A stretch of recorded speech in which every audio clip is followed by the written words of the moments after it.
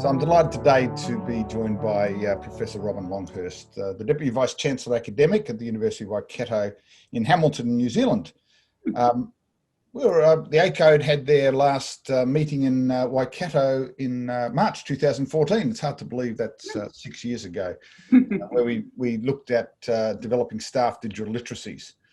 And so we've come a bit of a way now. I think we've still got a bit of way to go. But we have indeed, Michael. Yeah, kia ora, Robyn. Thank you for joining us. And in this particular series, we're looking at the affordances of technology-enhanced learning. And we've been doing that for a few months now. But our current series, we're focusing on this notion of electronic assessment or assessment in the using technology. In your opinion, how can we harness technology for good in assessment? Well, thanks, Michael. Look, kia ora, and thanks for inviting me to contribute to the series of vodcasts. I think just one quick note before I answer that, though, of course, universities, when we move towards using or harnessing technology for assessment, we do have to make sure that all our learners have access to that technology. So this is something, of course, we've all learnt with the global pandemic. I know certainly at Waikato, we realised very quickly that we needed to get Chromebooks out to hundreds of students, and we needed to get an internet connection out for those and working for those students as well. So just to be mindful, really, I guess, at the outset of that equity issue that's really important for all of us. But to go back to your question, I mean, I think one way that technology can be harnessed for good is that it enables us to offer students a much greater range of assessment types and options. So one example of that would be running a virtual poster session. So a student creates a poster, uploads it, then in, say, Zoom or Google Hangouts, they're given an opportunity to talk about how they prepared that poster, to explain it to the group. But there are lots of ways. I mean, another way technology can be harnessed for good is that assessments don't have to be time-bound in the same way.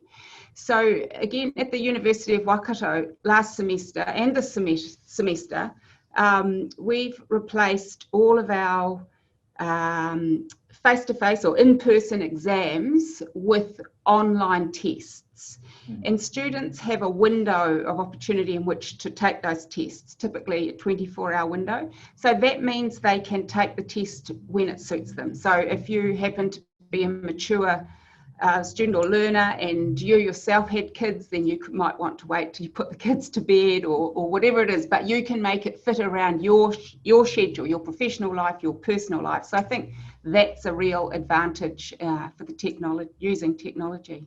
Yeah, absolutely. But of course it also, like, it frees us from time, Michael, but it also frees us from place, doesn't it? So it might be that you can then undertake that work for assessment in a variety of different places. So that potentially might give you a better work-life balance. So yeah, and then I guess the other things which we could they're very everyday now, so we could overlook them, but things like using lecture captures. So at Waikato we use Panopto, and if a student's completing a piece of assessment, they can go back to that lecture.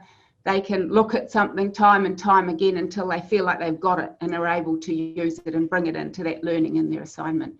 So lots of ways I think that it's possible to harness that technology as a force for good when it comes to assessment.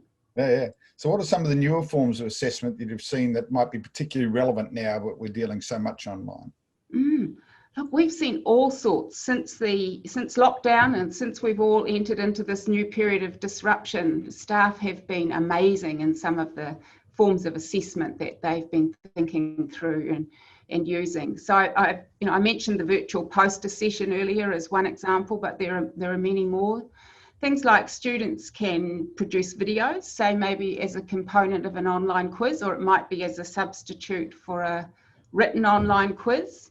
There's also students can create their own quiz questions as an assignment. It's quite an interesting one.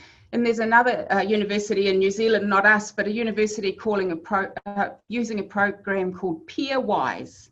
Okay. And that enables students to create and explain their understanding of assessment questions. But what they can do is they can also create their own questions with their peers. So that's kind of an interesting thing for them to do. That's neat. Yeah. But in other disciplines, like I'm thinking of maths and logic and chemistry, sometimes we've used students recording themselves talking through solutions to problems. Works really well. Yeah. And of course, there are some amazing programs now, like one example, to stick with chemistry for a minute, but there's a program called ChemDraw, which enables you to draw chemical structures. Another thing we've been thinking about at Waikato is the way in which students can draw on really large open data sets now that they can use for assessments. And that gives them an opportunity. Of course, they can demonstrate their understanding of key theories and methods, but they can apply that learning effectively in what's quite an authentic context using those large data sources. So, we've got some fantastic examples around at the moment of newer forms of assessment where teachers are taking advantage of technology. And of course, we know that some of the long-standing ones are things like perhaps e-portfolios, and that's particularly useful for us in work-integrated learning. And of course, the student, they can reflect, they can collect different types of tasks and photos and videos and provide really fantastic examples of the work they've completed. But the other tried and true, quite good one is what we've tended to use before for PhD work, like Viva's oral exams. But of course, we can use that much more frequently with Zoom now or with Google Hangouts. And we could give the student a piece of work to complete, a written piece, and then they could give it to their lecturer or teacher and then come on the Zoom session, and the teacher can sort of probe with questions using that technology. And we're using that. Probably our psychologists are going to use that next semester, but we've also been using it in philosophy and the teaching of te reo Māori. Very good for that, absolutely. Yeah. I'm a strong advocate of the use of the human voice within assessment, the online space, to as an authentic way of recognising someone. Yeah. So we hear a lot about cheating in the online assessment, a big thing, and our quality agency is big on that, as is quality NZ quality QA. What are some of the key design lessons that you could share with us that might look to minimise that? Well, probably at the outset, I'll just say that when we do set online quizzes and book tests for students, we do get them to agree beforehand that they won't cheat. But I think probably a much more important point in all of this is, you're right, it's about how we design those assessments in the first place to minimise that. So I think the more staged, shall we say, or sequential and contextual the elements of the assignment, the harder it is for a student to cheat. So I'm really a huge advocate of multi-stage assessments that ask students to build a project so that they culminate in the assessment gradually over time. I think those work really well. And also having a high customization of content, so getting them to respond to something specifically that's happened in the classroom or something specifically that's happened out in the field, means that you're going to lower your plagiarism risk. And getting students to do reflective pieces of work, so that when they are asked to think about insert in there their own thoughts or reflect on what others have said in the class to date, things like that are all, I think, some good design elements that we can take into these kinds of assessments to ensure that we minimise plagiarism. So how do you think this is going to play into the whole thing of micro-credentialing? I mean, we could easily do lots of quizzes and things like that for people, but there must be more authentic forms of assessment we can do for micro-credentials and things. I think that technology in relation to assessment, it's probably going to become important in all of our teaching and learning over the next few years. So in long courses, but also in short courses like micro-credentials.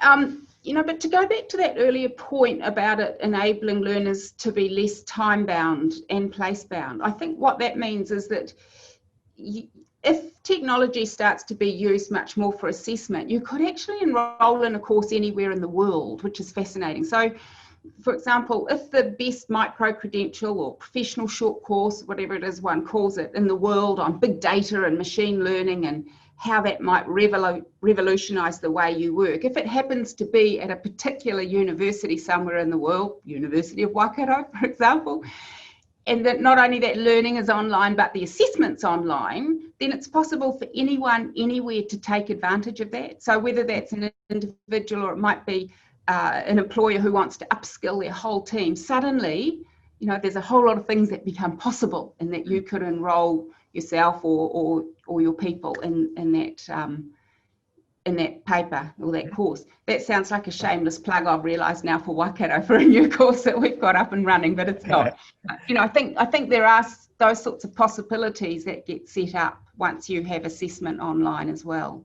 Yeah, very good. So, just in conclusion, any last inspirational thoughts or ideas for us? It's been a long year, Michael, so I'm not sure how much inspiration I've got left in me.